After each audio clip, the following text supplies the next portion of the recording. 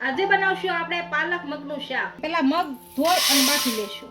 આપણે પોણો વાટકો મગ હતા તો 3 વાટકા જેટલું પાણી મૂકશું। આમાં થોડુંક મીઠું નાખીશું, આમાં થોડુંક તેલ નાખીશું। આપણું તેલ સારી રીતના ગરમ થઈ ગયું છે। આમાં હવે જીરું નાખીશું, આમાં 2 તમાલપત્ર નાખીશું, 2 સૂકા મરચા નાખીશું, તજના ટુકડા નાખીશું, લવિંગ નાખીશું, બાદિયા નાખીશું, આમાં કટિંગ કરેલા લીલા મરચા નાખીશું, આમાં કટિંગ કરેલું લસણ નાખીશું, મીઠા લીમડાના પાન નાખીશું, કટિંગ કરેલું ટમેટું નાખીશું। આપણું ટમેટું સડી ગયું છે, આમાં હવે પાલક નાખીશું।